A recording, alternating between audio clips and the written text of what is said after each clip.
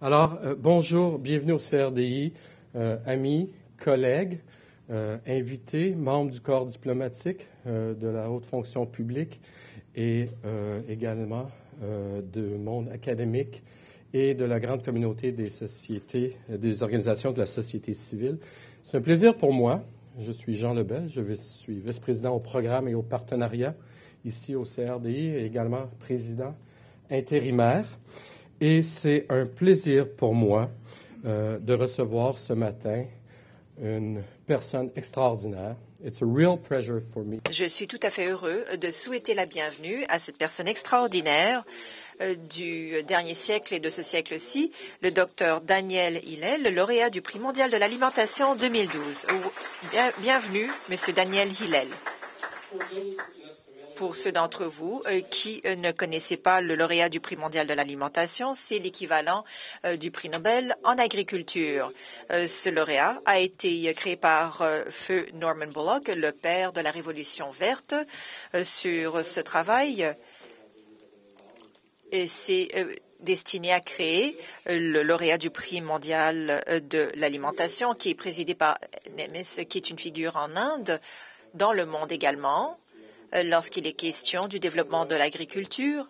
Et il était un collègue très proche du Dr Borlaug. Et le Dr Borlaug m'a souvent dit qu'il n'aurait jamais pu avoir le prix Nobel dans les années 70 si ce n'était pas pour son travail exceptionnel avec Swabi Natab. Le Dr Hillel est le lauréat du prix mondial de l'alimentation 2012 grâce à sa contribution aux techniques, c'est-à-dire de l'irrigation des cultures très douces, mais en continu, il va vous l'expliquer, mais brièvement, plutôt que d'inonder les terres d'un seul coup, vous faites de l'égouttage sur une longue période sur les cultures. Et cette technique a révolutionné la production alimentaire et l'agriculture partout.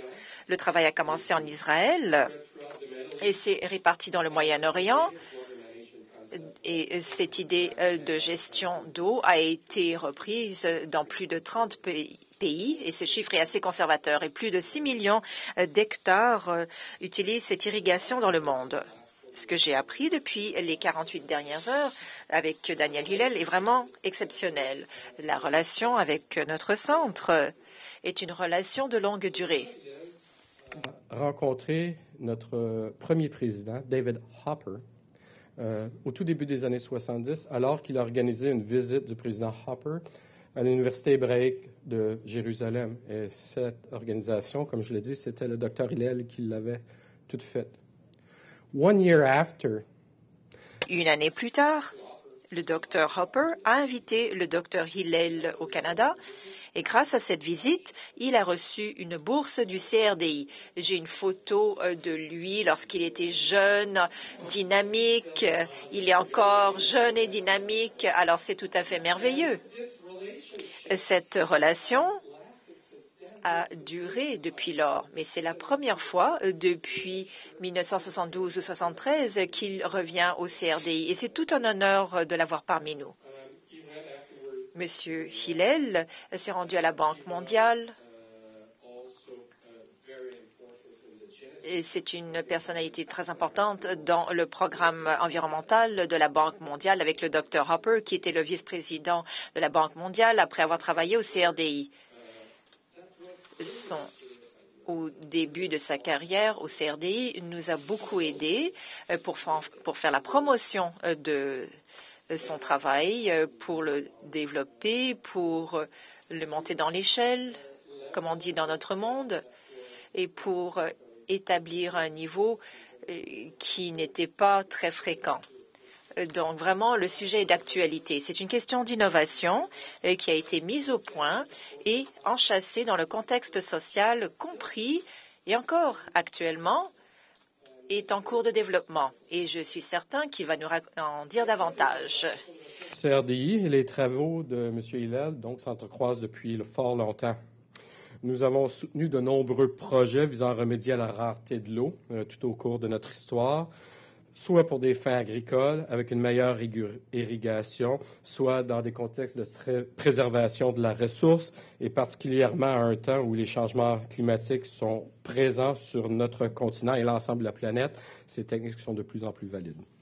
Be it in Morocco, where the benefits of l'avantage de convertir 550 km² de terre à l'irrigation douce et en continu, qui augmente le rendement de 55%, tout en épargnant 300 000 cubes d'eau. Et c'est toute une réalisation. Il y a plusieurs autres projets dans les Caraïbes, en Tunisie, que je pourrais vous expliquer en détail, mais je ne le ferai pas car j'aimerais que M. Hillel raconte son histoire. C'est tout un honneur. Depuis les 48 dernières heures, j'ai eu l'occasion d'avoir de nombreuses interactions avec Dr. Hillel, avec son épouse. Bienvenue à son épouse, qui est archéologue à l'université Haïfa. Non seulement c'est un scientifique remarquable, il a un très bon sens de l'humour. Et je suis très sincère. Lundi soir, à la réception, il a raconté une blague à M. Fantino et M. Fantino a éclaté de rire. Et tout le monde a ri également. Il a un très bon sens de l'humour. Mais il est motivé également par une vie spirituelle tout à fait comblée qui va main dans la main avec sa capacité scientifique. Et c'est vraiment quelque chose que j'ai remarqué depuis les 48 dernières heures. Le secrétaire d'État des États-Unis, Hillary Clinton, a dit en octobre dernier, lorsqu'il a obtenu son prix, que son travail deviendra de plus en plus important alors que nous essayons de comprendre comment nourrir le monde. Le monde aura besoin de produire 60% de plus d'aliments et la demande d'eau pour cette alimentation augmentera de 20%. Mais notre approvisionnement d'eau n'est pas infini. Alors, pour renforcer la sécurité de l'alimentation, il faut vraiment profiter de chaque goutte. Je vais céder la parole rapidement au Dr. Hillel. Je vais lui céder la place. Et ensuite, Stephen Megger, le directeur de l'agriculture et de l'environnement, aura une discussion brève avec le Dr. Hillel. Et comme d'habitude, lors de nos discussions, il y aura une période de questions et de réponses. Nous vous demandons d'avoir des questions brèves. Nous vous demandons de vous identifier et ayez une discussion avec le Dr. Hillel. Je saisis l'occasion de souhaiter la bienvenue aux personnes sur le web et je les remercie de leurs questions que je vais afficher sur le moniteur. Et Stephen et Daniel vont essayer de répondre aux questions lors de la conversation. Daniel? J'ai un cadeau à vous remettre. Lorsque vous êtes arrivé en 1972 au CRDI et vous avez obtenu une bourse de chercheur principal, vous saviez que cela allait vous aider. Et vous saviez que le CRDI avait hâte d'obtenir votre rapport. Vous ne vous rendiez pas compte que nous avons gardé le rapport, car nous avons un très bon système d'archivage ici. Et ce rapport a été numérisé. Donc, cela fait partie de notre service de bibliothèque et de communication. On a une copie complète de votre rapport. Il y a une simulation numérisée de votre système, du Dr. Daniel Hillel. C'est un plaisir de vous accueillir au podium.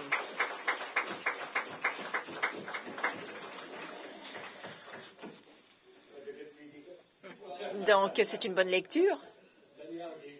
Daniel m'a donné un livre lundi soir. Il m'a dit, écoutez, je vais vous faire passer un examen à la fin, comme dans le système américain. Ça va être vrai ou faux. Alors, j'ai dit, c'est quand? À la fin du trimestre, il m'a répondu jeudi. Je me suis dit, mon Dieu, mais comment je vais y arriver? La réponse peut être seulement vrai ou vrai. Alors, l'examen se fera demain pour vous. Merci et bienvenue. Alors, il y a des services d'interprétation disponibles en français et en anglais. Et si vous avez besoin d'écouteurs, il y a des écouteurs sur la table en arrière. Merci beaucoup de cette présentation. J'espère que je pourrai être à la hauteur. Et maintenant, j'aimerais vous parler brièvement, ne vous inquiétez pas, à propos de la science et de la crise environnementale. L'histoire de l'humanité, selon l'historien H.G. Wells, selon lui, ça a toujours été une course entre l'apprentissage et la catastrophe. La menace de la catastrophe est parmi nous, mais sa structure change rapidement, comme un dragon à multitêtes. Chaque fois qu'il y a une tête horrible qui semble disparaître, il y en a une autre qui naît des cendres. Alors, telle est la victoire de l'humanité par rapport au désastre n'est jamais terminée. Et le résultat final est vraiment quelque chose que l'on ne connaît pas encore. Une fois qu'un désastre majeur tel que la famine, alors que les ressources naturelles en aliments ont disparu, ce désastre a disparu pendant un moment grâce à l'agriculture. Mais la croissance des villages a mené à un nouveau désastre, la pestilence. Et la médecine a contrôlé les catastrophes. Il y a une autre ronde de croissance populationnelle, ce qui a créé des menaces imprévisibles. Le danger de la famine a montré sa face cachée et n'a pas été éradiqué complètement par le développement de l'agriculture et de la technologie. Toutefois, ce développement a été accompagné par de nouvelles menaces de dommages environnementaux, la destruction de la végétation naturelle, l'extinction d'espèces, la dégradation des terres et des ressources d'eau. Et pour terminer, même un changement dans le climat mondial. D'un point de vue écologique et l'histoire de la civilisation, il y a l'histoire de l'adaptation ou la maladaptation de la société humaine envers l'environnement. Au début de leur carrière comme espèce, l'être humain a commencé à développer des moyens pour s'ajuster aux conditions naturelles, mais également de modifier ces conditions pour répondre à leurs propres besoins en se servant de feu et d'une série d'appareils mécaniques élaborés et en domestiquant les animaux et les plantes. Les êtres humains ont changé leur environnement en modifiant les communautés des plantes, en manipulant le sol et l'eau. Dans la mesure où de telles activités étaient confinées dans de petites enclaves, la plus grande perspective demeurait dans un état naturel. Mais avec le temps, toutefois, l'être humain, l'intervention de l'être humain avec le processus naturel s'est intensifiée. Et la manipulation de l'être humain englobe toute la biosphère et les conséquences sont peut-être fatales pour la continuation de la vie sur la Terre comme nous le savons.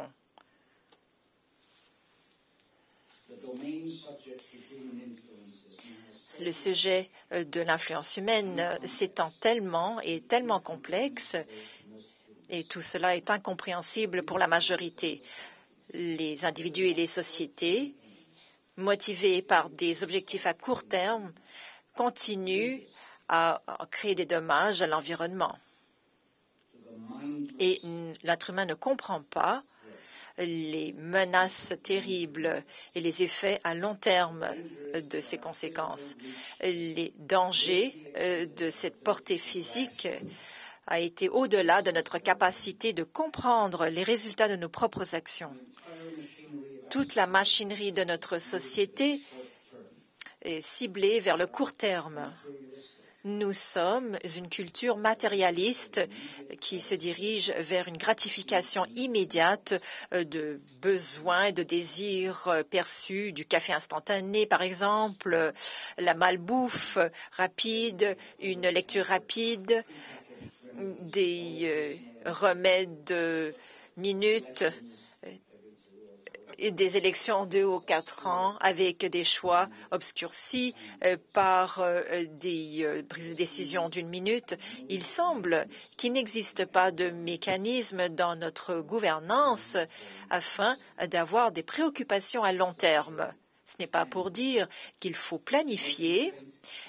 Il n'y a pas de limite à des actions trop expéditives, aucun temps pour l'hésitation, aucune patience pour réfléchir à nouveau. Nous sommes comme une personne en état d'ébriété au volant. Pendant la nuit, nous essayons de naviguer un véhicule qui conduit très vite dans un territoire inconnu, plein d'obstacles obscurs et plein d'obstacles dans l'obscurité. Dans cette aventure étourdissante, il semble que le seul mécanisme qui existe pour nous orienter dans cette terre inconnue, c'est la pratique de la science. Et c'est un objectif systématique et collaboratif, une recherche universelle envers la connaissance, la compréhension, la prévisibilité. Il est certain que nous pouvons nous fier là-dessus, c'est-à-dire la lumière au bout du tunnel, sur notre voie dangereuse. Hélas, même la science est dans une espèce de bourbier. On est incertain dans la façon de procéder à cause de l'esprit humain et des limites de l'esprit humain. Lorsqu'il est question d'essayer de comprendre trop de phénomènes, nous avons tendance à simplifier la complexité de la nature. On dilue le tout.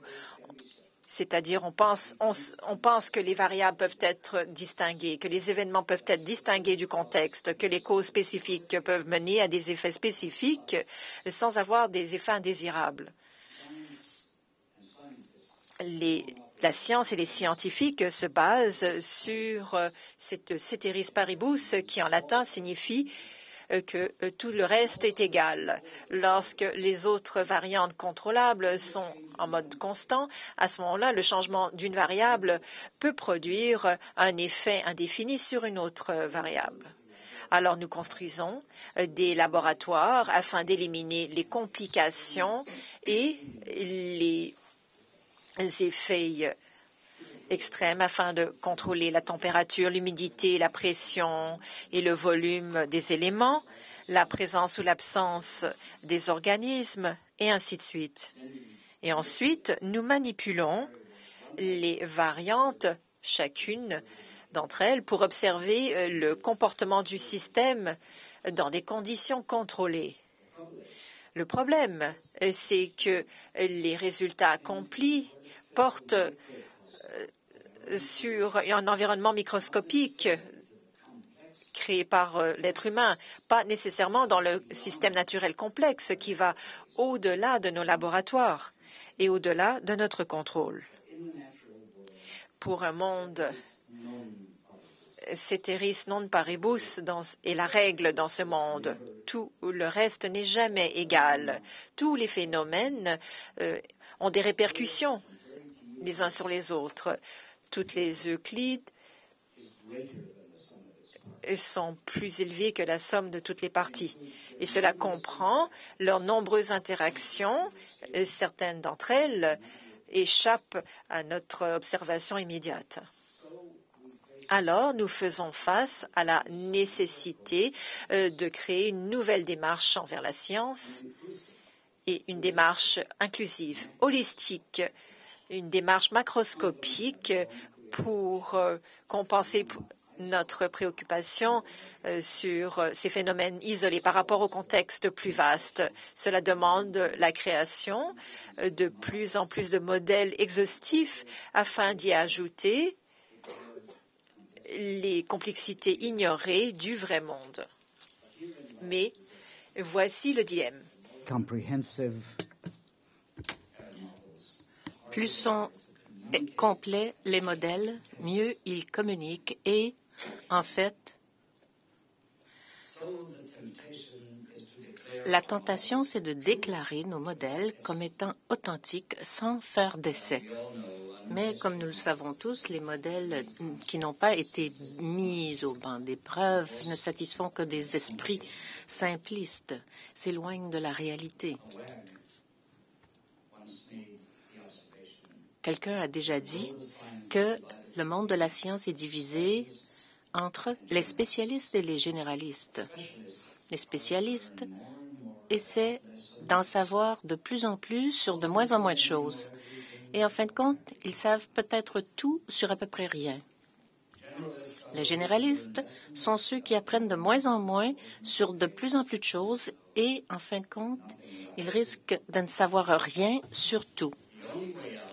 La seule façon de s'en sortir de cette absurdité, évidemment, c'est de faire l'effort d'apprendre toujours plus sur plus de choses. Mais alors la recherche devient plus pénible et dépasse bientôt la capacité des individus d'en faire. Pour la plupart d'entre nous, l'âge des érudits à la Renaissance est révolu depuis longtemps. Personne parmi nous vraiment n'a suffisamment de temps, de force, de connaissances, d'équipements et de possibilités pour faire cavalier seul. Cette idée de l'individualiste supérieur et de la sagesse effrénée exemplifie son roman est un mythe pourtant dangereux. Peu de problèmes du vrai monde relèvent exclusivement d'une seule discipline ou d'un seul savant. La science de l'environnement requiert maintenant plus des travaux de plusieurs équipes, du monde entier.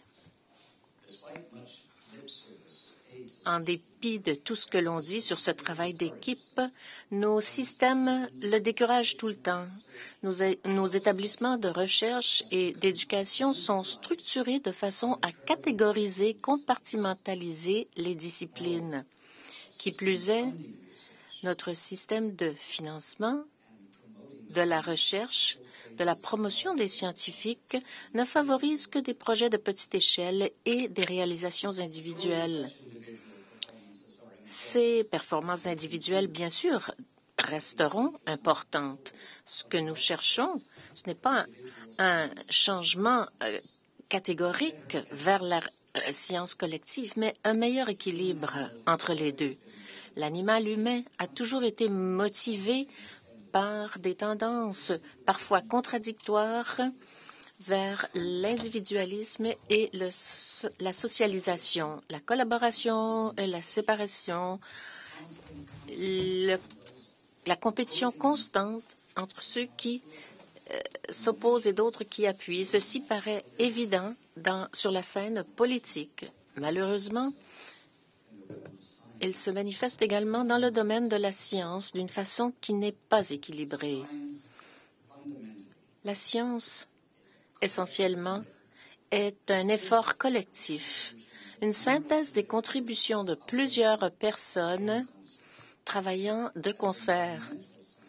Et comme scientifiques de l'environnement, on s'attend à ce que nous fassions la promotion de démarches holistiques pour l'étude de la biosphère où la physique, la chimie, la biologie, enfin tous les phénomènes sont enchevêtrés, entrelacés, inséparables, requiert que nous mettions en commun toutes nos ressources, notre intelligence pour arriver à une compréhension complète de ce qui est en fait trop complexe, trop urgent pour être confié au jugement exclusif d'individus. La quête d'une telle compréhension ne sera pas toujours ordonnée, harmonieuse, menant automatiquement et rapidement au consensus. Non, elle sera plutôt désordonnée et contentieuse. comme l'a été l'ancien grec, l'agora, plutôt grec, qui servait d'un lieu de rencontre.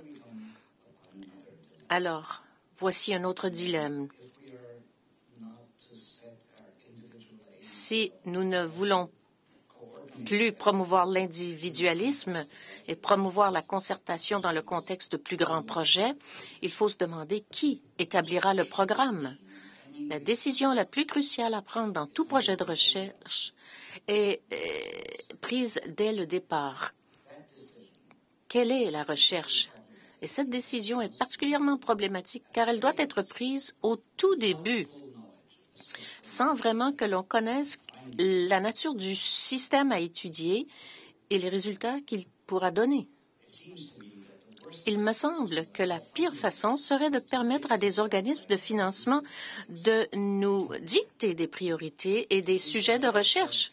Si l'on se soumet au jugement de bureaucrates de façon passive quant à ce qui devrait faire l'objet de recherche à tout moment, nous risquons d'abdiquer notre propre prérogative et notre créativité dans un effort plutôt flou face au pouvoir. Il n'y a pas de raison de croire que l'argent, généralement les deniers publics, à leur disposition, permet aux administrateurs de ces fonds, aussi protégés qu'ils soient par des comités et des examinateurs anonymes, donc ils ont plus de connaissances que les autres.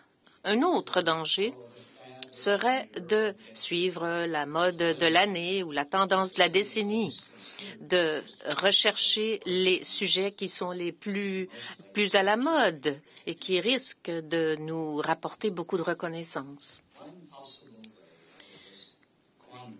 Une façon possible de s'en sortir, c'est de concilier nos esprits, de débattre ensemble des sujets et des démarches qu'il vaudrait vraiment la peine de rechercher. Non que ces sujets soient facilement définissables. Après tout, la recherche est intrinsèquement une aventure dans l'inconnu. Mais la chose veut la peine qu'on y réfléchisse. Mais au lieu de procéder ainsi, nous semblons passer le plus clair de notre temps ensemble lors d'assemblées générales annuelles d'assemblées scientifiques à écouter ce qui a été fait dernièrement et très peu de temps à délibérer ce qui devrait être fait dans les années à venir.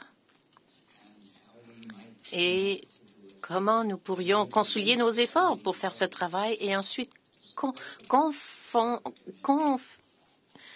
convaincre les bailleurs de fonds de respecter notre propre initiative. Et pour nous aider à faire cela, il nous faut une façon de faire de la recherche préalable sur différents sujets en examinant des scénarios de façon systématique à l'aide de modèles. Certains d'entre nous, toutefois, ont joué à ce jeu à l'excès. Il fut un temps où la science a souffert de données empiriques disjonctées et que l'on manquait de cadres solides. Et maintenant, nous semblons souffrir du contraire. Une profusion de théories et de modèles rapidement publiés, alors que nos scientifiques en sont récompensés de ces publications rapides sans pourtant avoir de validation. La disponibilité d'ordinateurs toujours plus puissants, capables de faire toutes sortes de calculs et d'offrir des solutions à toutes sortes d'équations qui étaient auparavant considérées comme infaisables, a provoqué une explosion de publications axées sur des théories dont quelques-unes n'ont aucune véritable pertinence au système naturel qu'elles disent dépeindre. Le dilemme, c'est que bien que le coût de l'informatique diminue tout le temps, le coût des expériences, de l'expérimentation, surtout pour les études sur le terrain, impliquant de l'équipement, de la main-d'œuvre, du temps, tous ces frais augmentent. Ainsi donc, de plus en plus d'entre nous, et du fait de nos étudiants, considèrent le processus de la nature dans une perspective bien ordonnée qu'est celle de l'ordinateur, ainsi donc tournant le dos au véritable monde désordonné.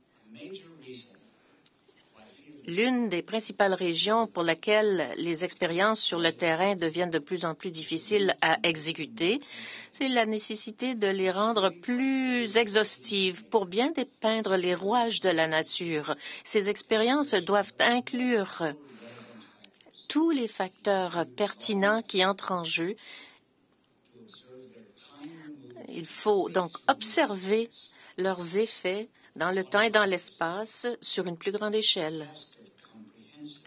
La tâche de ces expériences sur le terrain requiert généralement un très grand investissement de temps, de travail et de patience et risque de ne rapporter que des résultats incertains.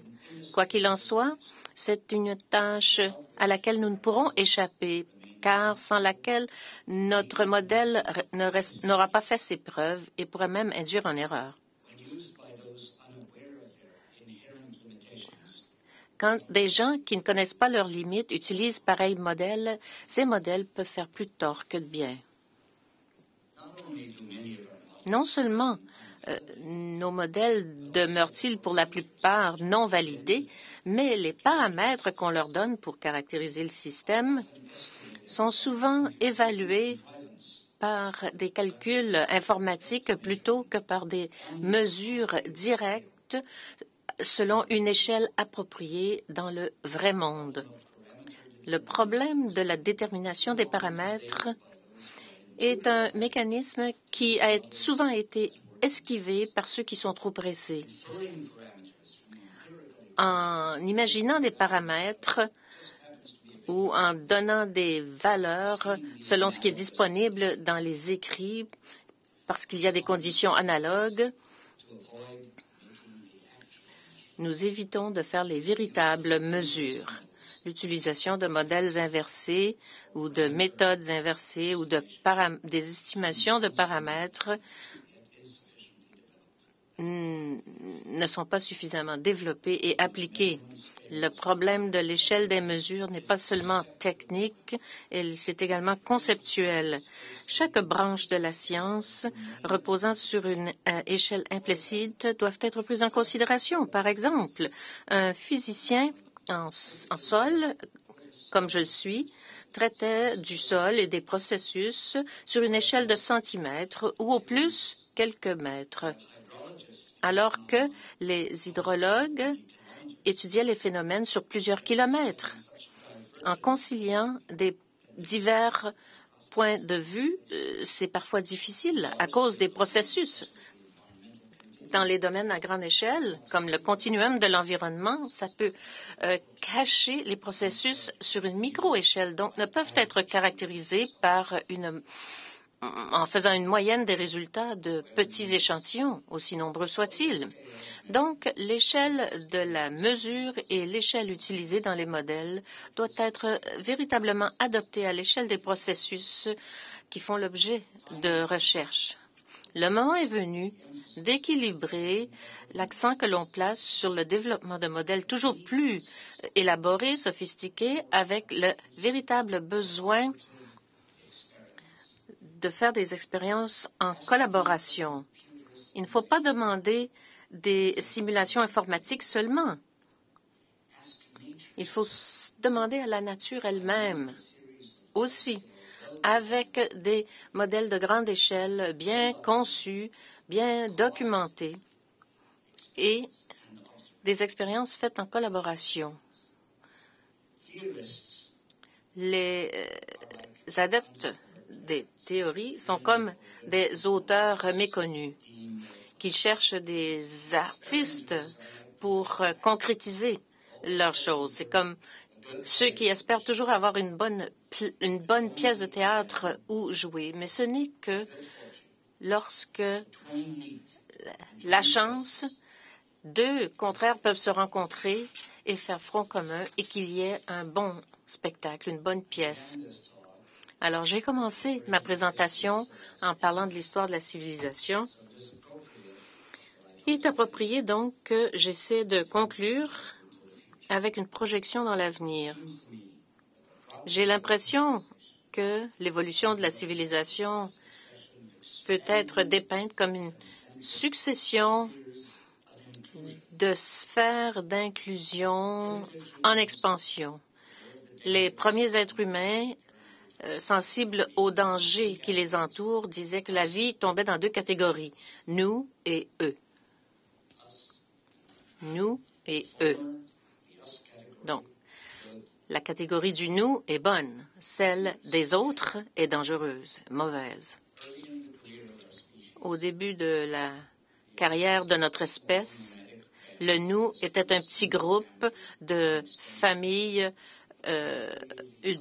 uniques ou de la famille élargie. Ensuite, le nous a commencé à s'élargir pour inclure un plus grand clan, une tribu, un village, une ville, une nation, une association régionale, internationale, puis encore de l'expansion. Et maintenant, on dirait qu'en dépit de cette apparente rétrogression, la civilisation se dirige vers l'inclusion humaine mondiale, incluant tous les pays du monde,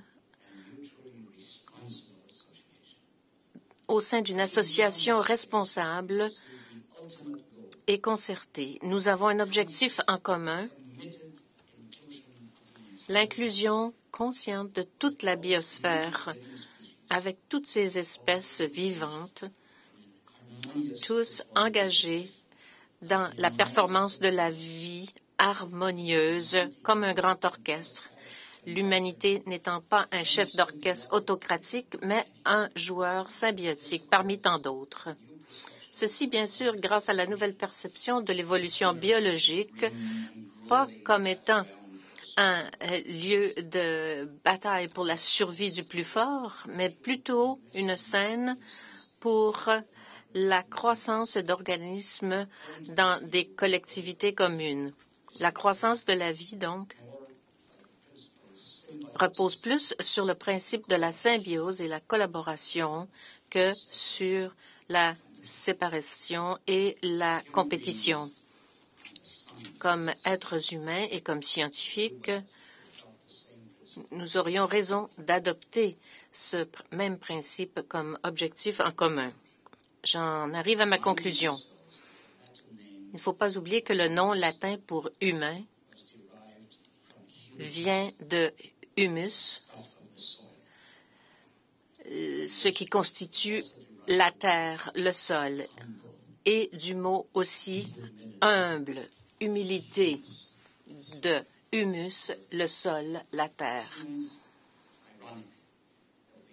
Il est ironique qu'on aurait dû donner un nom aussi arrogant à notre espèce d'Homo sapiens, sage, être humain. Alors que l'on réfléchit sur notre passé, notre présent et l'avenir et notre relation avec la Terre, on devrait peut-être penser à changer notre nom collectif pour le mot plus modeste, Homo sapiens courans, en ajoutant l'adjectif courans qui veut dire bienveillant ou soignant, comme dans le mot soignant. Il faut toujours essayer de mériter ce nouveau nom, même si nous n'avons pas toujours mérité l'ancien nom. Le sol, biota, l'écologie de la Terre, tout cela s'est toujours préoccupé de nous en dépit de nos abus. Il est temps maintenant, comme Homo sapiens courans, de protéger et de soigner la biosphère. Tout l'écosystème en retour. Permettez-nous alors de consacrer nos efforts de veiller à la coexistence durable d'Adam et d'Adama, de l'humanité et de la biosphère. Merci.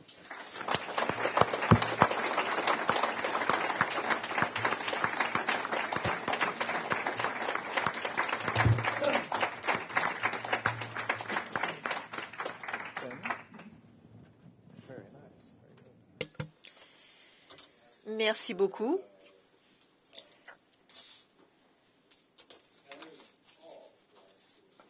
Merci de nous avoir aidés à essayer de changer la discussion que nous avons sur la bonne intendance de cette terre. Vous avez eu une vie extraordinaire. Et il serait bien de commencer la discussion en parlant des orientations que vous avez prises dans votre vie. Et ces orientations seront très pertinentes aux employés du CRDI et au-delà également. Vous êtes revenu des États-Unis après avoir étudié afin d'entreprendre des études des sols de l'Israël, si je comprends bien.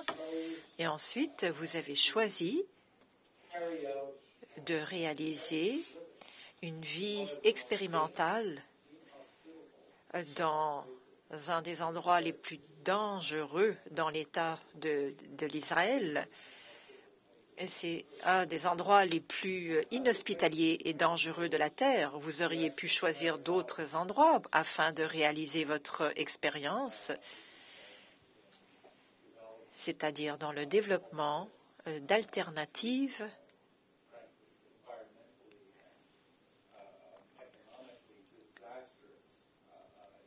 au modèle d'irrigation désastreuse avant votre travail. Pourquoi avez-vous choisi ce territoire? Je crois que j'ai l'esprit d'aventure.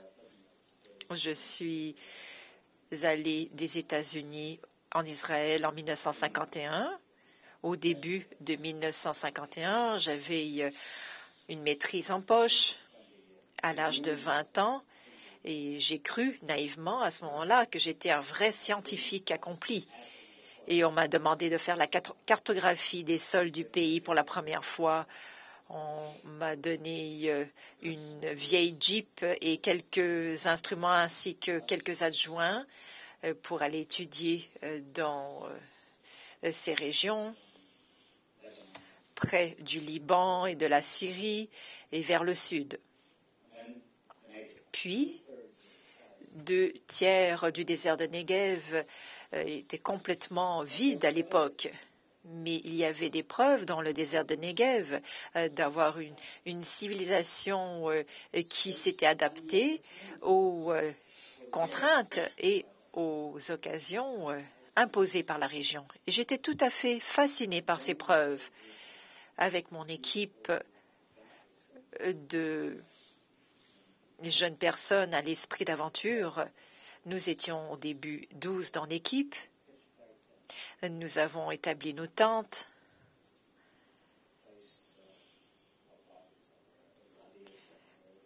Quelque part sur une plaine au-dessus du chasme du Grand Canyon dans les massifs du désert de Negev.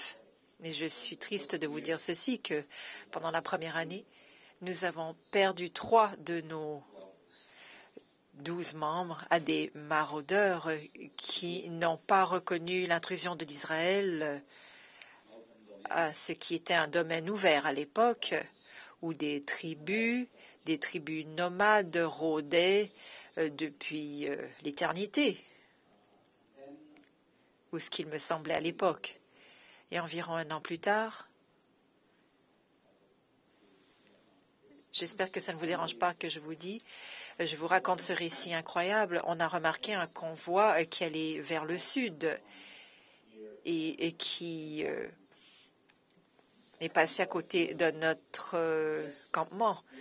Un convoi militaire. Il y avait une limousine noire et de façon brusque, le convoi s'est arrêté et s'est tourné vers nos tentes et les portes de la limousine se sont ouvertes et un homme plus âgé avec des cheveux frisés blancs est sorti. Il nous semblait plus âgé à l'époque. Il avait 60 ans. Maintenant, il me semble être un jeune homme. Nous avons reconnu cet homme, que c'était David Ben Gurion le père fondateur de l'Israël, le George Washington d'Israël. Il était curieux, il voulait savoir ce qu'on faisait en plein milieu du désert et on lui a répondu qu'on causait un incident international. C'est bien cela. On était des intrus, selon lui. Il nous a dit, écoutez, on lui a dit qu'on essayait de redonner du dynamisme à la région pour essayer de faire quelque chose de ces sols, essayer de faire de la culture et avoir de l'irrigation d'eau et essayer d'avoir des élevages d'animaux, de moutons et de chèvres. Mais il nous a dit, mais qui vous aide? Qui vous a envoyé ici? Est-ce que c'est le gouvernement qui vous a envoyé? On lui a répondu, non, ce n'est pas le gouvernement qui nous a envoyés. On est venu ici de par nous-mêmes. Et il a répondu, il a dit, mais à quel parti politique vous appartenez? Il était plutôt douteux. On n'appartient à aucun parti politique. On est apolitique. Il nous a répondu, mais vous avez besoin d'aide, n'est-ce pas? On a répondu oui. Vous avez besoin de plus de membres dans votre équipe? On a répondu oui. Quelles sont les qualifications pour devenir membre? On a répondu des personnes qui sont prêtes, qui sont conviviales et prêtes à travailler fort. Et y a-t-il des limites d'âge? Est-ce que vous accepteriez un couple plus âgé? On croyait qu'il blaguait. Nous avons répondu s'ils sont prêts à travailler. Et ensuite, on a vu sa femme. Et elle avait le visage tout à fait constrit. Elle l'a regardé. Elle avait l'air tout à fait incrédule. Et vraiment, c'était incroyable. Et le monde, Ben Gurion, à la consternation des membres de l'armée qui voulaient lui montrer les plans pour la défense de la région et où il allait placer les tanks et les renforts. Il a fait retourner le convoi. Il a démissionné de son gouvernement et il est venu se rejoindre à notre petit village comme membre. Ça a été vraiment une sensation internationale. L'histoire est incroyable. Maintenant que je vous raconte cette histoire, je n'y crois toujours pas. Et quelque chose d'encore plus étrange s'est produit. Les gens ne savaient pas quoi faire avec lui. Ils ont dit, écoutez, Danny, occupez-vous de lui. Faites-le travailler. Allez travailler avec lui. Alors, je suis la seule personne vivante qui peut vous dire honnêtement que j'ai été le patron de Ben Gurion.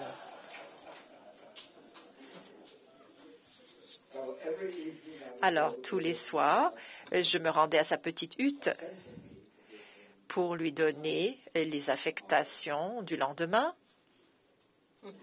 c'est-à-dire de nourrir les chèvres et de faire les mesures météorologiques et ainsi de suite, et d'aider à préparer les terres en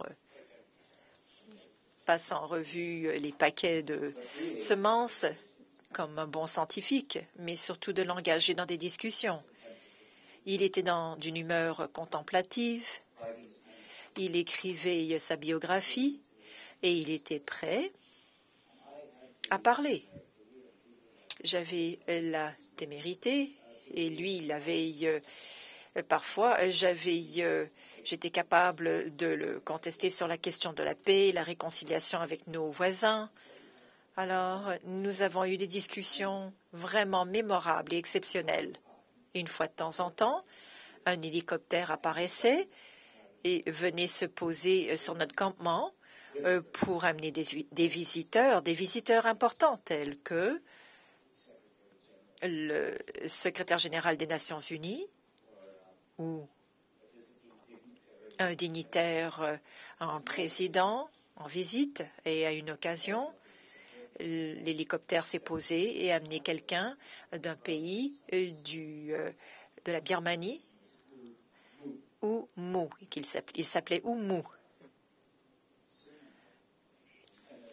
Et très bientôt, Oumou a demandé à Ben Gurion d'envoyer le Premier ministre de la Birmanie, le père fondateur, de demander d'envoyer une délégation de l'Israël à la Birmanie pour développer les provinces du Nord, dans ces États du Nord, et où il y avait très peu de population. Et les Birmanais étaient très préoccupés de l'expansion des Chinois dans leur territoire. Et donc, les Birmanais voulaient développer leurs terres. Et très bientôt, j'ai été envoyé du désert du Moyen-Orient aux forêts pluviales de l'Est, de l'Asie, où nous voulait notre expertise, et Ben Gurion pensait que j'étais l'expert. Alors, j'ai dû apprendre à faire des expériences. Alors, cela a été des années très intéressantes et pour me retrouver dans les tropiques humides de l'Asie du Sud-Est. Et là a commencé ma carrière internationale. Alors, j'ai comblé les écarts entre le désert et la jungle depuis lors. J'ai servi dans 30 à 40 pays en Amérique du Sud, en Asie. Et j'ai terminé mon doctorat. J'ai enseigné. Et le reste, c'est de l'histoire. Laissez-moi vous poser des questions à ce sujet. Il est clair que l'Israël d'après-guerre était un pays en développement. Le désert de Negev était un territoire qui ne pouvait pas se faire développer. Et les États de la Birmanie étaient des mondes assez différents. Comment est-ce que cela a eu une influence sur les réalisations que vous vouliez poursuivre dans votre carrière à travailler en Jordanie, au Pakistan et dans d'autres pays pour des agences telles que le CRDI, mais également avec David Harper de la Banque mondiale? Comment est-ce que cela a pu vous aider à choisir certains enjeux sur lesquels vous vous concentreriez? Écoutez, les conditions étaient différentes selon les régions, mais la science demeure la même. Principalement, les scientifiques doivent être, selon leur mission, des internationalistes, des mondialistes. Tout se fait par interaction. Les principes sont les mêmes. Les manifestations sont différentes selon les lieux, la combinaison des circonstances peut être différente, mais les principes de la science sont universels. Il n'y a pas de sciences pour l'Asie du Sud-Est qui sont différentes pour l'Asie du Sud-Ouest ou la Sibérie ou Kamtchatka ou Tierra del Fuego. Peu importe la région, la science demeure la même. Donc, les scientifiques qui se consacrent à comprendre l'environnement, à comprendre le potentiel ainsi que l'interaction de la biota et des êtres humains dans le contexte de l'environnement sont des universalistes. Les universalistes de ce monde sont des scientifiques. C'est une obligation, ce n'est pas simplement un privilège. Et c'est ce que je prêche auprès de mes collègues scientifiques. Parfois, ce n'est pas nécessaire. Très souvent, ce n'est pas nécessaire, car ils le savent. Lorsqu'on poursuit la voie de la science, c'est une mission. Et c'est une mission universelle et mondiale. Parmi de nombreuses réalisations, comme Jean l'a dit plus tôt, vous avez aidé à propager des idées, c'est-à-dire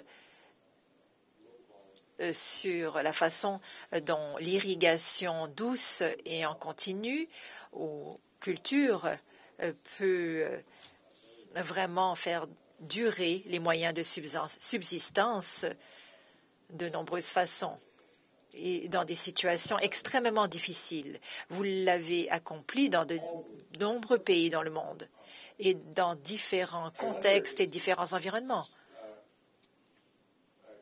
Je me demandais si vous pouviez dire quelque chose à propos de ce qui caractérise un point culminant pour l'adoption de ce ces nouvelles méthodes. Je suis bien heureux que vous ayez posé la question. C'est vraiment l'essentiel de ce que je voulais parler. L'irrigation a commencé dans les rivières des vallées du Moyen-Orient. La vallée des Fuegues de l'Est, la vallée de l'Inde, de l'Ouest, du Nil, et entre les deux, dans les petites vallées des rivières de la Jordanie, dans les régions de la Syrie et du Liban. Et cette irrigation se basait sur la diversion périodique des rivières, en général au début du printemps ou pendant l'hiver. Et on répartissait l'eau des rivières sur les terres, on inondait les territoires, on saturait l'eau et ensuite on plantait les cultures lorsqu'il y avait les inondations. Et on s'attendait à ce que les plantes, les cultures subsistent sur ces sols inondés sans avoir à les irriguer à nouveau. À l'époque moderne, lorsqu'il y a eu des irrigations aux États-Unis, lorsqu'il y a eu des pratiques d'irrigation par les peuples mormons aux États-Unis et qui ont quitté l'Est des États-Unis et se sont promenés dans les terres arides et s'établissaient dans les régions telles que l'Utah, ils ont pratiqué l'irrigation de la même façon, c'est-à-dire en redirigeant l'eau des rivières qu'on appelait la Jordanie. Allez savoir. Ils croyaient qu'ils étaient des descendants de l'ancien Israël, donc ils étaient en train de réitérer les mêmes méthodes et de vivre les rêves du passé. Donc ils ont pratiqué l'irrigation de la même façon en inondant les terres. Ce mode d'irrigation est autodestructeur en bout du compte. Et cette méthode a causé des désastres et a fait disparaître des civilisations telles que la Mésopotamie et d'autres civilisations. Et a presque fait disparaître la civilisation de l'Égypte. Car lorsqu'on applique de l'eau en excès, cela excède des couches d'eau jusqu'au point où cette montée amène l'eau du sol à la surface, il y a une évaporation et il y a donc une concentration de sel. Alors, donc, l'eau devient saline et il y a un engorgement du sol. Alors, l'irrigation, les sociétés basées dans l'irrigation, en inondant les terres, se mettent à risque et disparaissent, en bout du compte, en dégradant les sols. C'est la salinisation de l'engorgement d'un sol sur plusieurs siècles. C'est un processus de destruction qui est très lent. C'est invisible au départ, mais au bout du compte, cette méthode détruit le tout. Donc, il y a des sols salins. Vous voyez des montagnes qui vous montrent les anciennes civilisations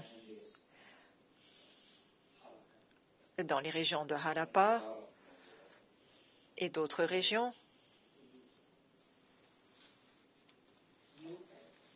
Le nouveau paradigme de l'irrigation qui a été conçu par des personnes qui n'étaient pas des agriculteurs traditionnels. C'était des nouvelles personnes à l'art et à la science et à la pratique de l'irrigation. Les Israéliens.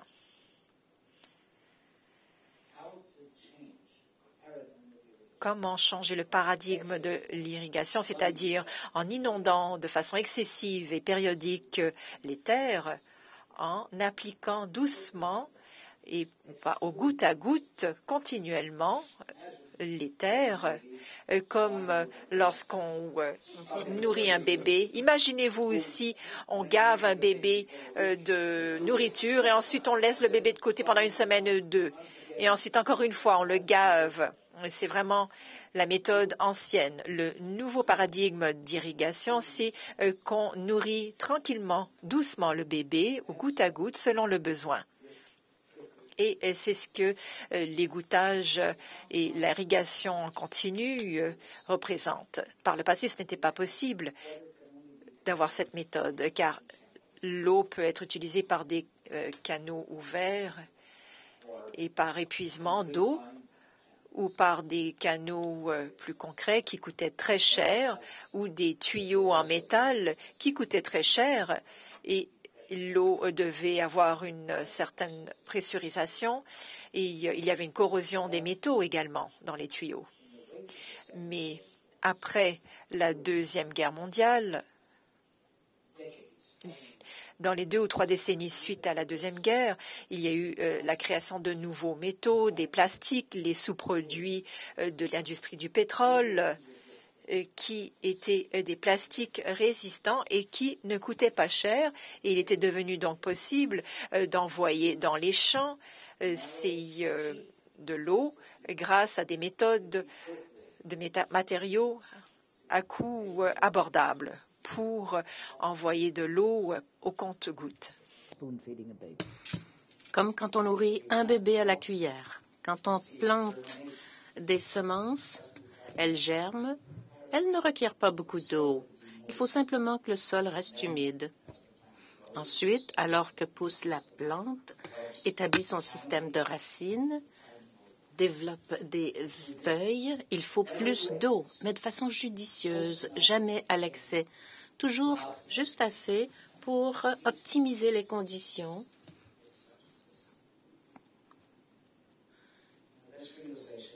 Et cela, on s'en est aperçu à la fin des années 50, au début des années 60, même dans les années 70 en Israël.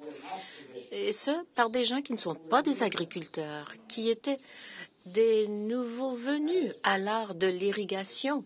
Et c'est ce qui leur a permis d'innover, d'essayer des choses nouvelles qui paraissaient ridicules au départ, mais qui se sont révélées d'une façon bien plus efficace d'utiliser l'eau. Et les récoltes ont donc terriblement été améliorées. Il y a un secteur, c'est un effort qui est dirigé par le secteur privé, vraiment. Cette irrigation, et comme Jean l'a dit dans son introduction, il y a un très fort volume d'horticulture et autres formes d'agriculture qui relèvent d'une telle irrigation. Nous-mêmes, il y en a de l'autre côté de la rivière qui appuient toutes sortes d'efforts à cet égard pour essayer de propager cette idée et les préoccupations au sujet des idées traditionnelles de l'irrigation, les dangers que cela peut causer au final. Alors, pourquoi devrions-nous nous intéresser autant à la science? Ça me paraît une belle histoire de réussite ici. C'est comme si la science avait joué enfin un rôle véritablement efficace, émanant de difficultés, mais proposant de nouvelles idées et trouvant des moyens d'adapter les nouvelles idées à différentes circonstances en surmontant les obstacles en cours de route. Le secteur public a à peine besoin d'être présent dans tout cela, puisqu'il y a beaucoup d'entreprises du secteur privé qui y sont. Jane Technology, qui est une des plus grandes compagnies d'irrigation du monde et exporte sa technologie partout dans le monde. Alors, pourquoi serait-ce un échec à vos yeux? Non, ce n'est pas un échec. La science est en évolution. Le changement est toujours confronté à la résistance. Il y a des intérêts dans la façon de faire certaines choses, des intérêts donnés, des habitudes qui sont très difficiles à changer. Permettez-moi de vous donner un exemple. Dans les régions centrales et occidentales des États-Unis, il y a une grande aquifère, c'est-à-dire une strate contenant de l'eau qui commence au nord du Texas, le Panhandle, traverse l'Oklahoma, le Kansas, le Nebraska, le Dakota du nord du sud et le Canada, qui s'appelle l'aquifère Ogallala, que vous connaissez pour la plupart, j'en suis certain. Lorsque les agriculteurs ont voulu commencer à irriguer dans les années 30 et 40, ils ont commencé à épuiser l'aquifère parce que l'eau, ne se régénère pas à cause de périodes climatiques précédentes. Alors, il y avait beaucoup d'eau souterraine d'accumuler. Donc, il y a une recharge, si je puis dire, mais elle est très lente. Et quand on extrait l'eau trop rapidement, on épuise l'eau souterraine, on abaisse cette nappe. Il devient de plus en plus coûteux d'irriguer. Et les fermiers voisins se faisaient concurrence. Si je ne tire pas l'eau qui est sous moi, le voisin le fera. Alors, l'eau n'a pas de frontières, n'est-ce pas? Et de fait, cette région d'exploitation agricole s'est autodétruite dans une certaine mesure. Et la méthode d'irrigation était l'ancienne méthode que tout le monde utilisait. Quand vous survolez l'ouest des États-Unis, vous voyez ces cercles d'eau, donc l'eau qui est extraite du sol et vaporisée un peu partout, en grands cercles, parfois à l'excès. Et il y a un certain niveau de salinisation également. Donc, il y a place à l'amélioration, surtout dans les endroits comme la Californie, la vallée impériale, où l'eau avait été complètement épuisée et la salinisation avait eu lieu. Il y a des adaptations qui s'imposent dans chaque cas. Il n'y a pas de solution magique pour toutes les régions du monde, mais il faut tenir compte des conditions du sol, de l'eau, de l'économie de chaque région. Il faut donc faire des ajustements. Même chose partout, en Inde, en Chine, dans les pays de l'Asie centrale où j'ai travaillé, comme l'Ouzbékistan. C'est un exemple intéressant d'ailleurs. Pendant la période soviétique, les commissaires croyaient que l'eau venait de deux cours d'eau qui devraient être détournés pour produire du blé pour l'Union soviétique. Et ce processus, il y avait un magnifique lac plein d'eau fraîche qui était alimenté par ces deux magnifiques rivières qui étaient maintenant privé de cet approvisionnement en eau. Le lac s'est mis à rétrécir et les villages, les villes, avec leurs bateaux de pêche, étaient coincés au beau milieu d'un désert plein de sel. Le lac était réduit à peu près au quart de sa taille initiale et ne contenait qu'à peu près 1/10 du volume initial d'eau. Voilà un exemple de dégradation, détérioration sur une grande échelle régionale et qui a touché plusieurs pays. Tout cela n'était pas nécessaire. Et j'ai aidé, soit dit en passant, et j'en suis fort fière, je m'excuse de ne pas être modeste, mais j'ai aidé à introduire ma méthode d'irrigation à l'Ouzbékistan pour montrer qu'il était possible de cultiver des récoltes en utilisant moins d'eau. J'ai une petite anecdote à raconter, si vous me permettez. Lors d'un de mes voyages,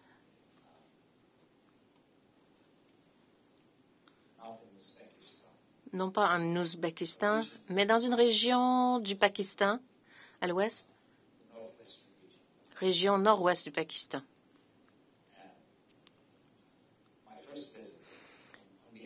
À ma première visite là-bas, au nom de la Banque mondiale, j'étais dans un jeep et j'ai vu un fermier qui inondait sa terre. Je me suis arrêtée, j'ai demandé au chauffeur d'arrêter et je lui ai demandé d'aller parler au fermier. Et j'ai demandé au fermier, pensez-vous qu'il soit nécessaire vraiment d'inonder de cette façon, de pomper l'eau d'un puits pour inonder la terre? Et il m'a répondu, oui, pour avoir de grandes récoltes, il faut beaucoup d'eau. Et par l'intermédiaire de mon interprète, j'ai demandé s'il était possible de faire pousser des grandes récoltes en appliquant de l'eau au goutte à goutte. Et le fermier a dit que c'était la chose la plus ridicule qu'il avait jamais entendue de sa vie. Et il est parti. Parce que lui, il avait appris cette méthode d'irrigation, comme on le faisait ailleurs, en inondant. Plusieurs années plus tard, après avoir introduit ma méthode d'irrigation, j'ai repassé par la même route et j'ai vu la même exploitation, la même ferme. Et le vieux fermier était maintenant assis à l'ombre d'un arbre en train de boire son thé, alors que son fils veillait au petit tube qui acheminait l'eau au goutte à goutte le long des plantes. Les pommiers, en fait, qu'il faisait pousser. Et je suis venue saluer le fermier et il m'a reconnu.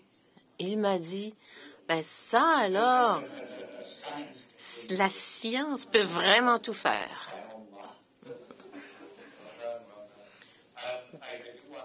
Bien. Alors, je veux permettre aux gens de poser des questions maintenant, mais je m'en voudrais de ne pas revenir au sujet de votre allocution avec une dernière question en vous demandant, à votre avis, quels seront les défis à relever pour l'agriculture au Moyen-Orient,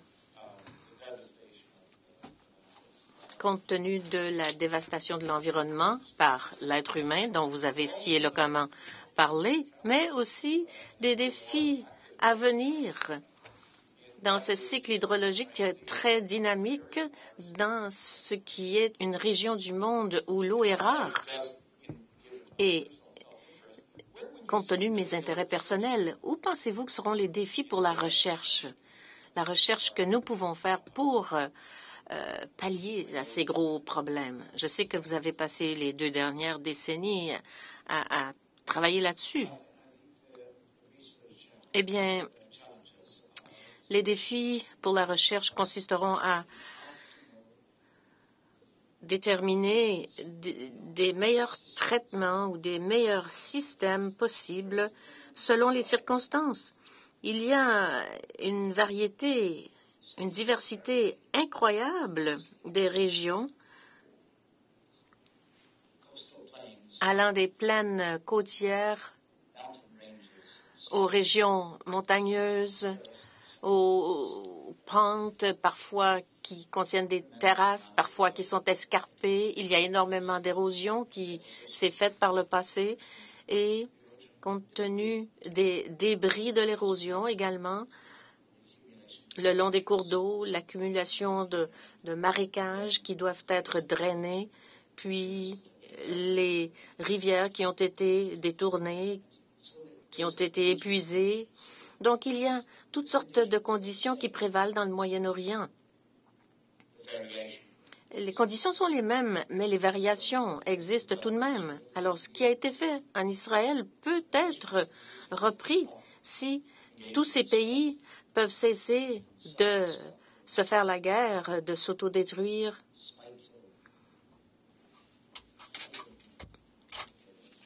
de lutter plutôt que de s'unir et de collaborer, qui est l'espoir de la plupart d'entre nous. Et de l'autre côté aussi, j'ai travaillé dans plusieurs pays voisins, notamment l'Égypte. L'Égypte, qui est en grande difficulté avec cette croissance démographique effrénée. Il faut comprendre que, dans le cas de l'Égypte en particulier, nous avons les statistiques pertinentes. Au début du XVIIIe siècle, Napoléon a envahi l'Égypte.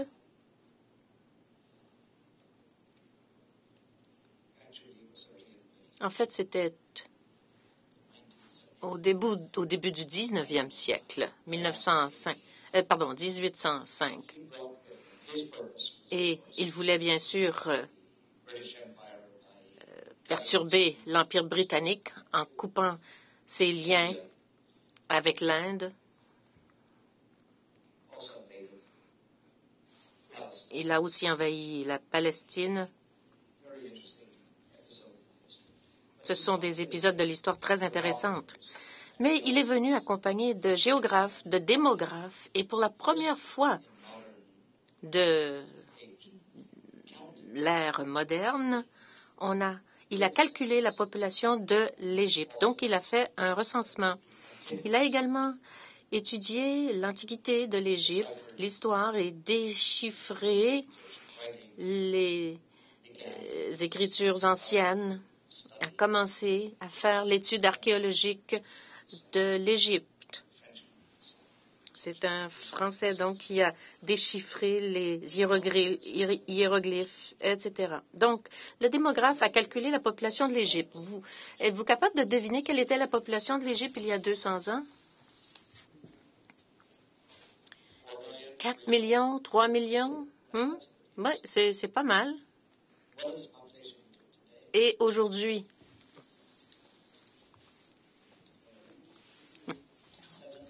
7 millions? 7 milliards. Je pense que c'est un peu trop. 17 ou quoi? 7 ou 17? 75 millions. Près de 80 millions maintenant. Pouvez-vous vous imaginer une population de 3 millions, alors en moins de 2 siècles, il devient une population de 80 et plus, encore 85 millions d'habitants sur la même terre et avec la même nappe aquifère. C'est pour cela qu'on a bâti un barrage pour essayer d'irriguer, pas une fois par année, mais plusieurs fois pour pouvoir contrôler l'eau et irriguer 2 fois, 3 fois par année pour produire des récoltes constamment. Mais ce faisant, ils ont provoqué la salinisation en maintenant une nappe aquifère élevée. Ils sont en train de provoquer la salinisation des terres qui côtoient le Nil et plus particulièrement dans le delta. Et comme le delta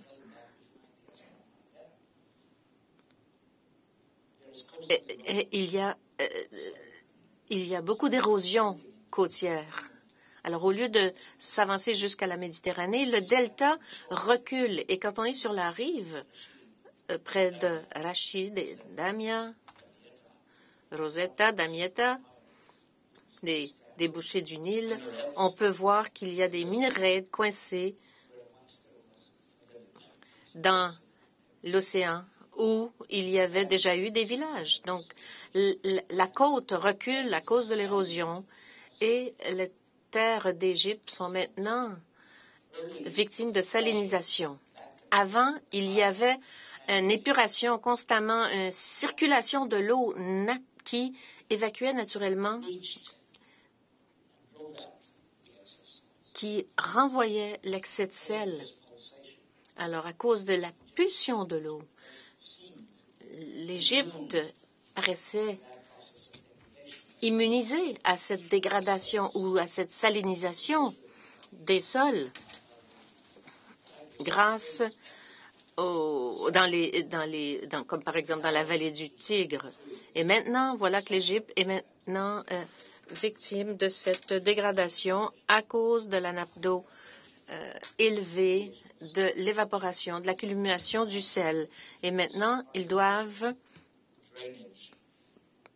avoir recours au drainage artificiel des sols salins, et ce qui coûte très cher. Alors, c'est un développement qui était imprévisible et il y a eu une conséquence imprévisible d'un développement aussi massif a vraiment diminué les terres de l'Égypte. Et il n'y a pas eu de précautions suffisamment entreprises. Le drainage est une entreprise qui coûte extrêmement cher. Donc, c'est vraiment un fardeau sur les terres de l'Égypte.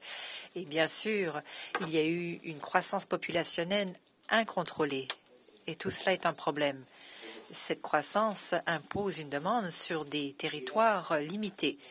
Nous avons des problèmes. C'est pour cela que le CRDI nous aide à régler les problèmes. Alors, sur ce, nous vous demanderons de poser des questions. Vous avez des microphones, s'il vous plaît.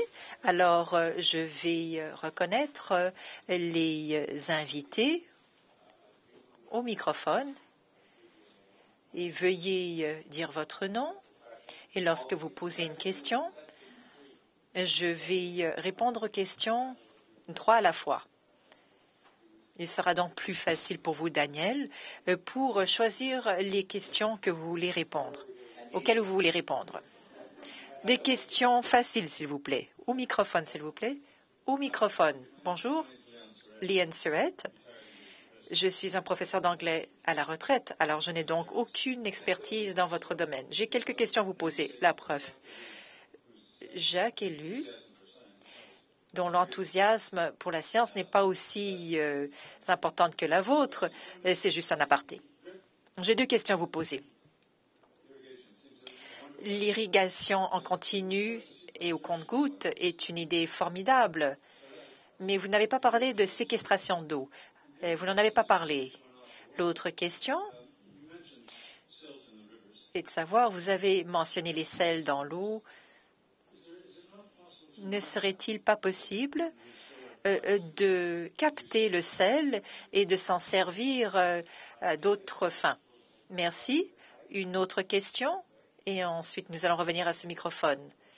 Mais je ne vais pas me souvenir des questions. Ne vous en faites pas. Je vais m'en souvenir pour vous. C'est Dirk Darty. Je suis un chercheur indépendant et j'ai participé à l'industrie de l'agriculture avant de venir au Canada. J'ai été frappée par ce que vous avez mentionné. Vous avez dit que l'irrigation moderne a été pratiquée par les Mormons, mais ça ne peut pas être d'il y a plus de 300 ou 400 ans. Et ça a commencé il y a environ 150, 160 ans. Je viens d'une région du sud de l'Inde. Dans le sud de l'Inde, nous avons des méthodes d'irrigation qui datent d'il y a 1000 ans et qui utilisent la méthode de captation d'eau. Dans mon village, il y a au moins 4 méthodes. Donc, c'est à grande échelle. Ce qui m'étonne, c'est que lorsque vous mentionnez la question de la salinité d'eau dans différentes régions, c'est vraiment tout un problème.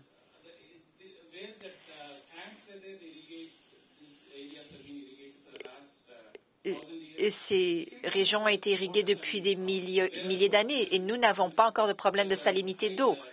Il y a un problème de salinité d'eau là où il y a des irrigations majeures, des grandes inondations. Je ne sais pas si vous vous êtes penché sur la question. Alors, j'aimerais que vous me donniez vos commentaires à ce sujet. Dernière question pour la première ronde. À vous, la parole. Merci beaucoup. Mon nom est Joachim Voss.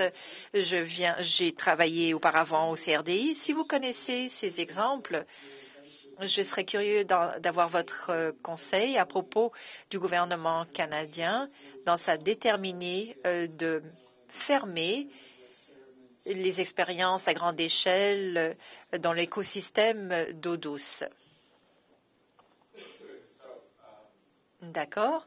Alors, nous avons une question sur la séquestration d'eau pour l'irrigation compte-gouttes. Nous avons une question sur les sédiments dans les rivières. Donc, une question à la fois. Répétez la première question, s'il vous plaît. La question est de savoir comment est-ce que l'irrigation continue traite de la façon de séquestrer l'eau ou de capter l'eau. Donc, l'irrigation compte-gouttes dépend de la disponibilité d'eau. On ne peut pas s'en échapper, mais cela exige moins d'eau par rapport à l'irrigation traditionnelle, que ce soit de l'eau des sols ou de l'eau séquestrée derrière un barrage, ou que ce soit de l'eau d'un lac ou de l'eau qui vient directement d'un ruisseau. On a besoin d'une source d'eau.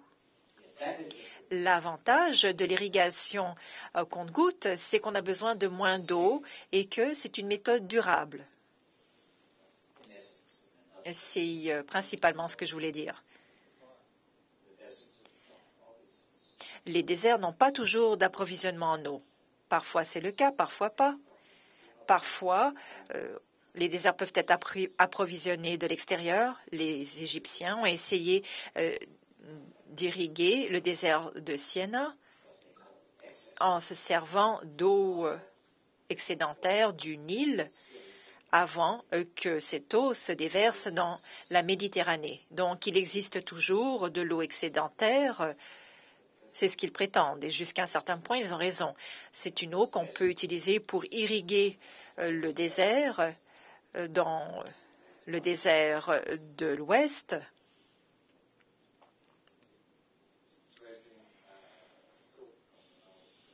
En se servant de l'eau de l'embouchure du delta.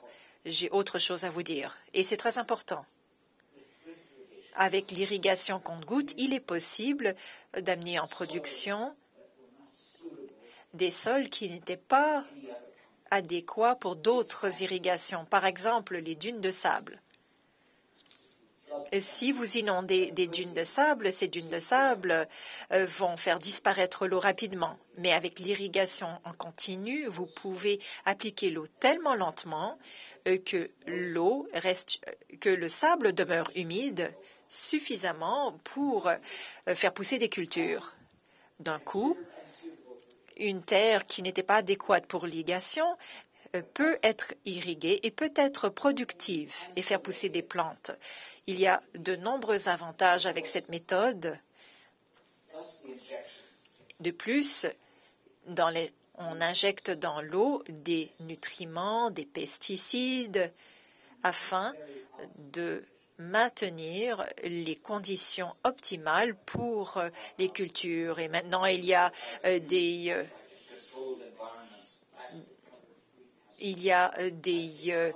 tunnels en plastique ou des maisons en plastique, des mini-maisons de potager qui font en sorte qu'il est possible de contrôler l'atmosphère.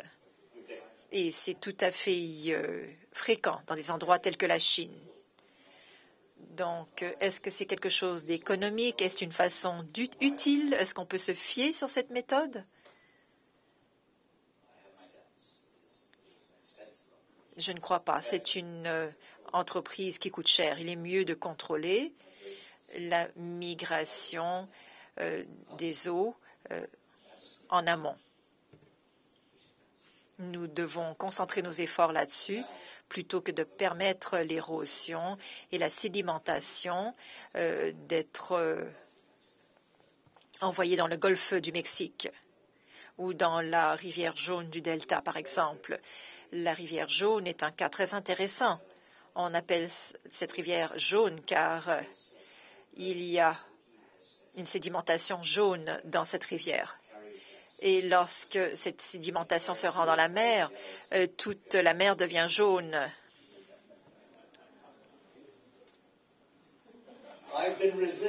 Donc, j'ai résisté à la tentation de dire cela. Et vous avez succombé à votre tentation. Une question sur les systèmes des tanks dans les villages. Des tanks, des contenants qui captent l'eau et qui se rendent à des réservoirs suffisamment pour irriguer une culture. De quel pays parlez-vous? Vous parlez de l'Inde, du sud de l'Inde. Eh bien, la captation de l'eau de ruisseaux intermittents saisonniers vers des réservoirs, ce sont des réservoirs dans mon langage. C'est une bonne chose.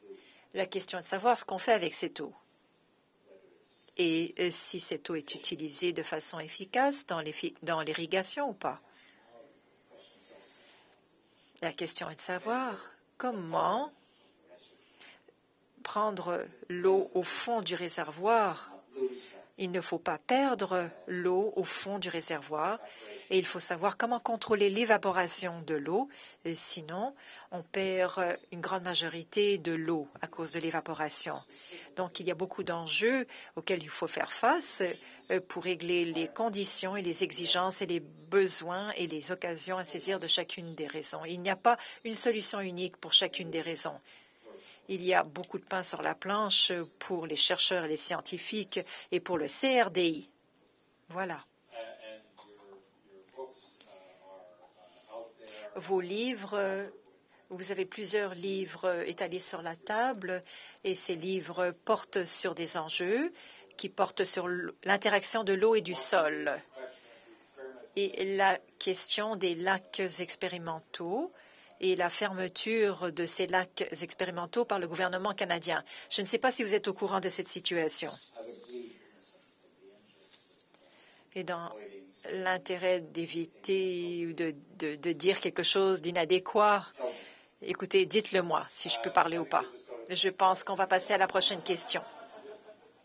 S'il vous plaît, j'ai une question à vous poser. Premièrement, merci d'avoir fait un discours aussi brillant et j'espère que ce discours sera disponible sur le site Web. Je pourrai m'en servir dans mon travail et je serai tout à fait ravie d'avoir accès à votre discours. Je suis Elizabeth McAllister. Je suis une retraitée de l'ACTI et de la Banque mondiale. Je travaille comme consultante avec la FAO.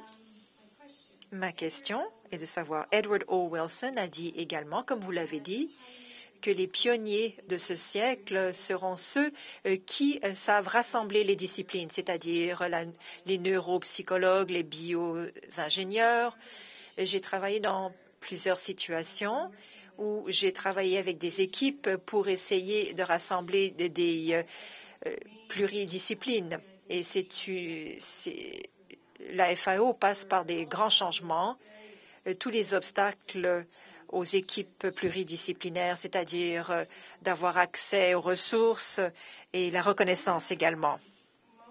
Selon moi, ce qui est le plus difficile, c'est que lorsqu'on travaille avec des personnes très brillantes, dont l'image, dont la valeur et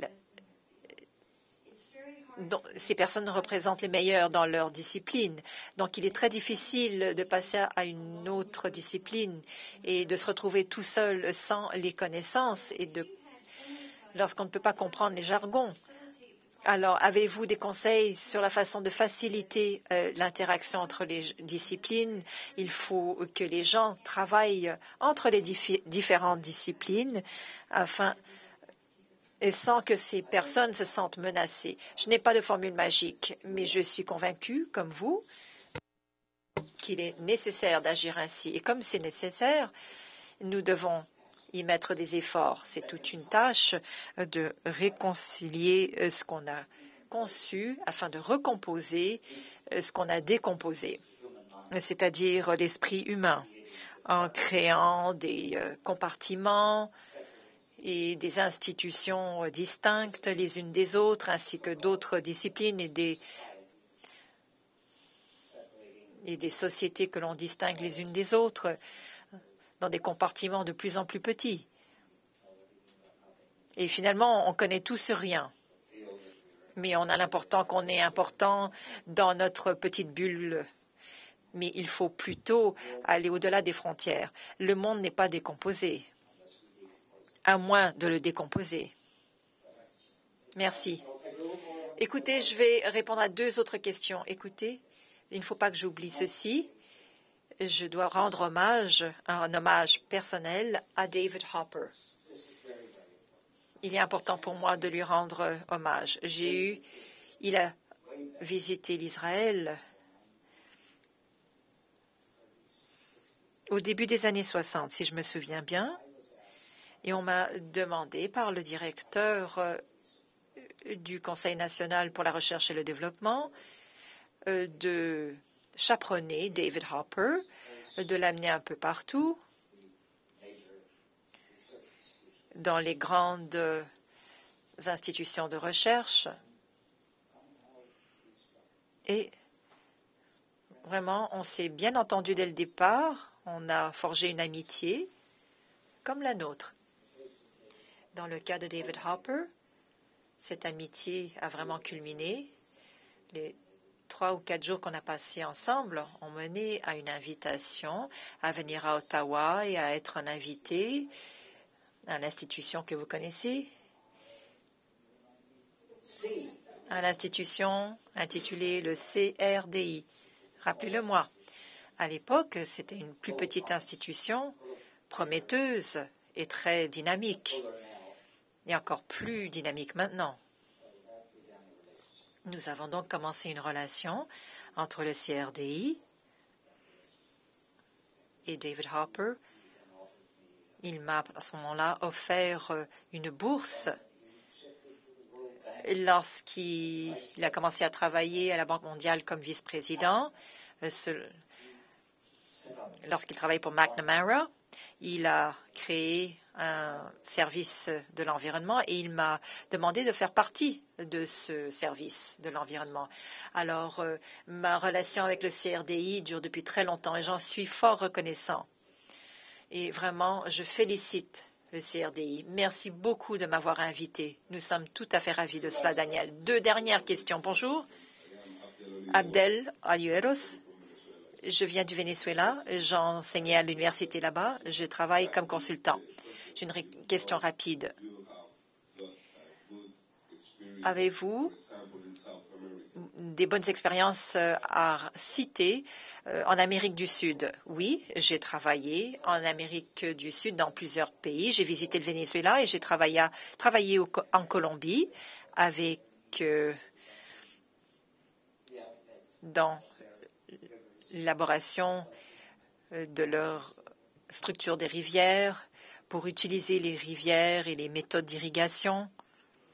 J'ai travaillé au Chili, en Uruguay et dans plusieurs autres pays, en Équateur. J'ai travaillé en Amérique centrale également. Il y a une myriade de problèmes dans ces régions et de nombreuses possibilités. Il y a de nombreuses ressources en eau dans les Andes.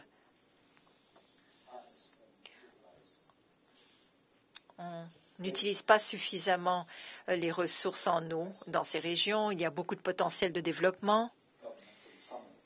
Il y a des gouvernements qui pourraient nous donner tout un potentiel en Amérique du Sud. Dernière question. Merci beaucoup, Marie-Josée Mesquette, Université d'Ottawa. Je suis dans les études politiques. Je ne suis pas dans les sciences pures. J'aimerais avoir une rétroaction. J'ai adoré votre discours. Merci. J'ai 2 questions différentes. La première porte sur l'irrigation douce et en continu. Est-ce que cette méthode s'applique dans l'agriculture à grande échelle par rapport à l'agriculture à petite échelle? Et quel est l'avenir de ce côté-là? Qu'est-ce qui est plus important? Et comment est-ce que cette méthode est bien reçue? La deuxième question porte sur la recherche. Selon votre expérience, est-ce que les sciences sociales ont fait partie des travaux d'équipe? Est-ce que selon vous, c'est important ou pas? Compte tenu de mon intérêt personnel, je souhaite d'avoir un travail en collaboration avec les agronomes et la science pure. Et il semble qu'il est difficile d'y arriver. Quelles sont les occasions de financer la recherche à cette époque où on a des contraintes?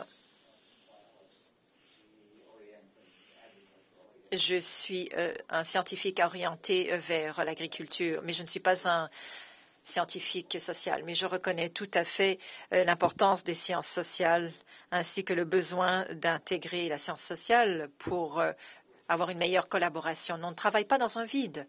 On ne travaille pas avec des plantes et des animaux et de l'eau et du sol et des terres de façon distincte. Il y a également des êtres humains.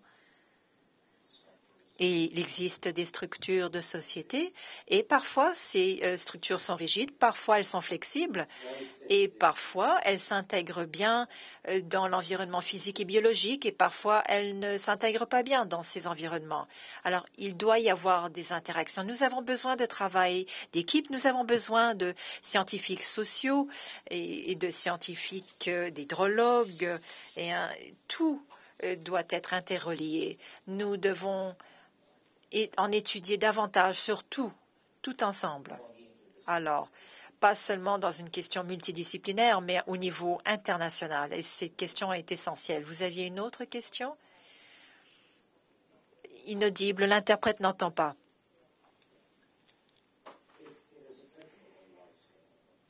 Cette méthode s'applique sur une grande échelle. Mais ce qui est important, c'est que cette méthode s'applique à une petite échelle, car une grande partie de l'agriculture dans les pays en voie de développement se fait à petite échelle.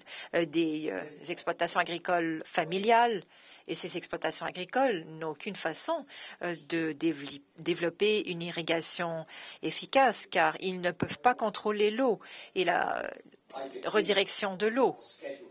Souvent, cette eau est déjà prévue. Donc, par exemple, le premier vendredi de chaque mois, cet agriculteur va recevoir beaucoup d'eau pendant 3 heures. C'est le paradigme qui existe au Pakistan, par exemple, et dans d'autres pays, en Égypte également.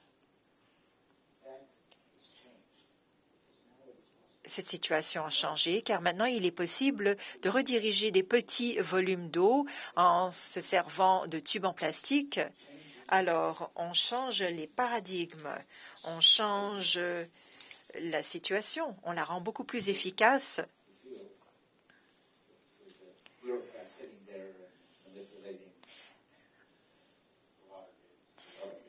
Le bureaucrate manipule les cours d'eau. Inaudible. Inaudible.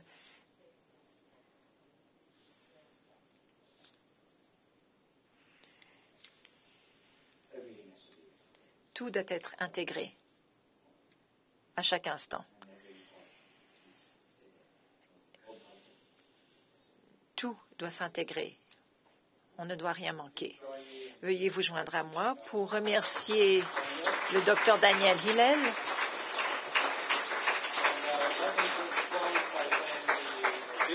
J'aimerais vous dire que le vidéo de ce discours et des questions et des commentaires sera disponible sur notre site Web dans quelques semaines. Cette séance est terminée. Merci beaucoup.